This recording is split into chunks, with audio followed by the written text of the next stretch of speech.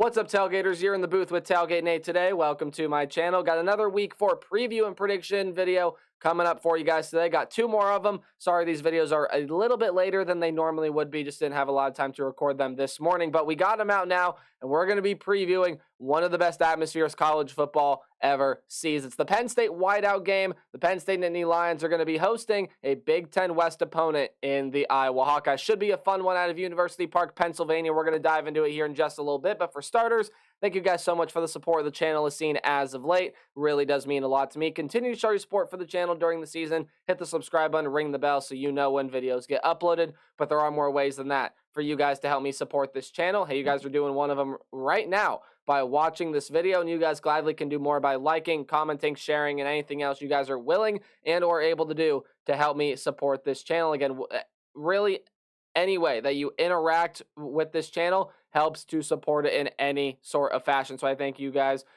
super much for everything that you do for this channel. But enough about me, enough about the channel. Let's talk college football, shall we? The whiteout game in Happy Valley is unlike anything that the college football world sees. It is unlike any atmosphere that you will attend across the world of college football. And the Hawkeyes got to be ready here. Coming in to this game against Penn State, it's going to be loud. The Nittany Lion fans are going to be proud, and the Hawkeyes are going to have a pretty good game plan. But we're going to go ahead and dive on in, preview and predicting this game, starting out with the stats for the Iowa Hawkeyes. And again, you see stats for both sides here on the board. We are going to start out with the visiting team. We are going to start out with the 24th ranked Iowa Hawkeyes. This offense, look, there are parts of it that, sure, definitely still need to be improved, and we'll talk about that here in a little bit. But the Iowa Hawkeyes offense is so much better than it was last season. Part of that is due to that Cade McNamara, the former Michigan quarterback transferring in, has not been bad at all for this team. 417 yards, 4 touchdowns, and 3 picks. Now, yes, Cade McNamara absolutely, definitely can be better. He can be better, and I think Cade McNamara knows that he can be better. I think Iowa Hawkeye fans know that Cade McNamara can be better as well. But it is a team that's been running pretty well on the ground so far this season. LeShawn Williams, Josiah Patterson, Caleb Johnson. Those are some of the guys that really are being able to get it done. And then you even have a younger guy in Kamari Moulton that's really getting some nice touches. He actually leads the team with 2 rushing touchdowns on the season. So, I mean, up and down, when you take a look at this Iowa offense, yes, there is a lot of room for improvement, especially on third downs. You want to see that third down number get better. And the offensive line is not up to the Iowa standard that it has been in years past, right? They've allowed 6 sacks so far this season. So the offensive line is really going to have to gel pretty quickly. Again, we'll talk about the Penn State defense and what they possess in the pass rush here in just a little bit. But offensively, it's a huge step in the right direction for this program, but it still can take steps forward. It's going to have to pretty quickly here in this game, but we all know what this defense is made of, and we know that the defense is well more than capable of holding up their end of the bargain, right? 286 yards allowed. They're only allowing teams to score 12.3 points per game. You got some absolute ballers here. Over on the defensive side, I mean, you already have guys that are in the 20 tackle ranges, including a linebacker by the name of Jay Higgins that already has 32 tackles on the year. That's over 10 tackles per game. He's been really good. Nick Jackson is there as well. The defensive back, Cooper DeJean, has been phenomenal for this team. What I'm trying to say is Iowa has a lot of playmakers on the defensive side of the ball, and you know the defense is going to hold up their end of the bargain here in this game. But can this Hawkeye offense keep up with the Nittany Lion offense that has put up some absolutely tremendous numbers so far this season? Drew Aller is exactly as advertised at the quarterback position, 737 yards, 67% completion percentage, and 4 touchdowns while only being sacked twice. So the offensive line doing a pretty solid job at, well, its job, right? But it doesn't just end with Drew Aller and this group of pass catchers. That includes some really talented players such as Keandre Lambert-Smith. You got Wallace, you got Warren, the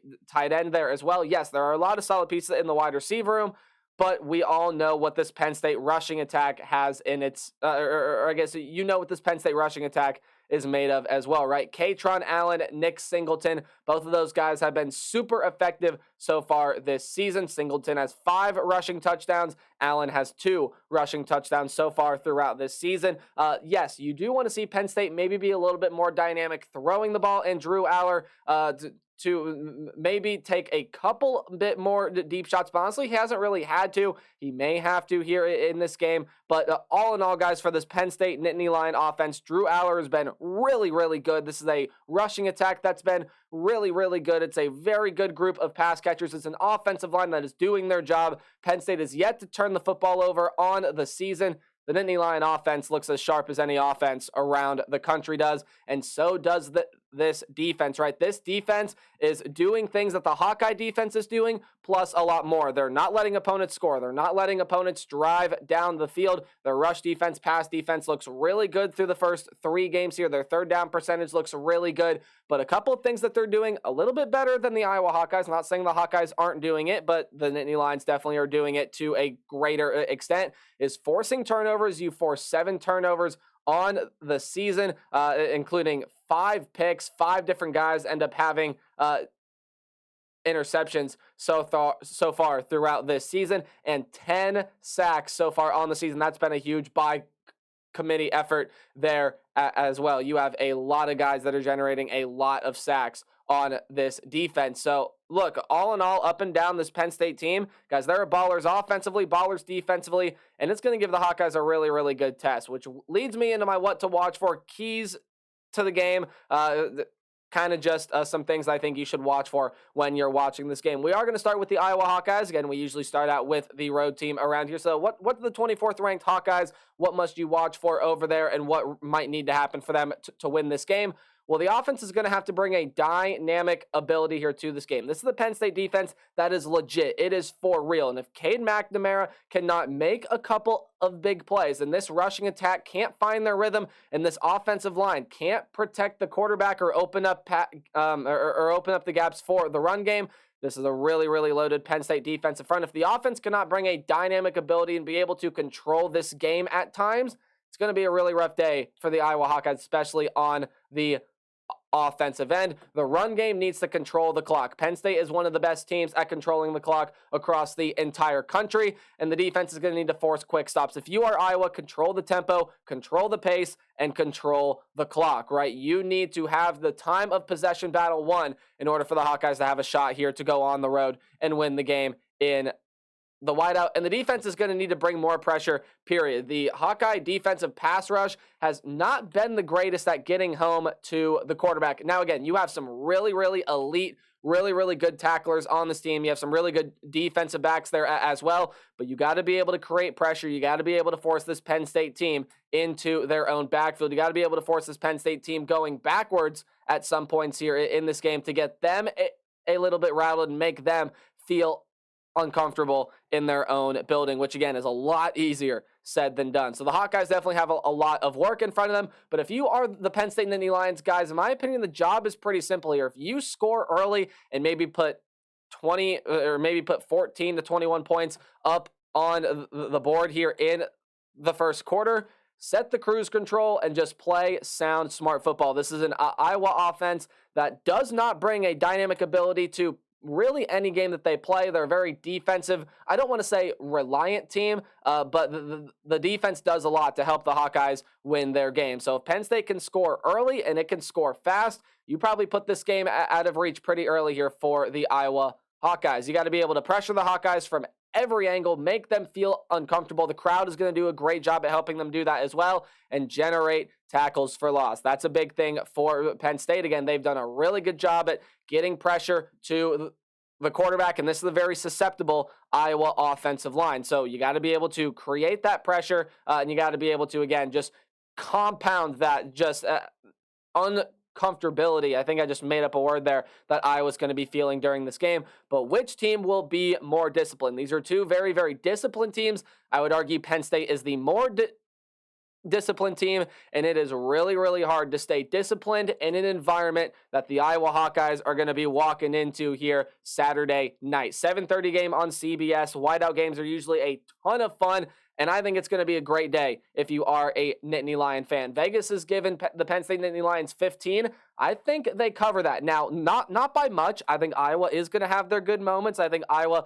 is going to be able to force a turnover maybe once here in this game, and there are going to be times where Penn State is maybe a little bit shocked by what the Hawkeyes are going to bring. But all in all, this Penn State offense is too dynamic. The Hawkeye offense is not going to be able to keep up. This Penn State defense will make enough plays, will get enough pressure back to Cade McNamara and force him down behind the line of scrimmage. And all in all, this environment is just going to be so tough on the Iowa Hawkeyes. The Penn State Nittany Lions will roll here to their second straight win in the Big Ten Conference and their second straight win against the Big Ten West opponent as they beat Illinois last week. But that's going to do it for my thoughts on this game. Let me know yours in the comment section down below. And hey, as always, remember to play hard but tailgate harder. See you guys in the next video.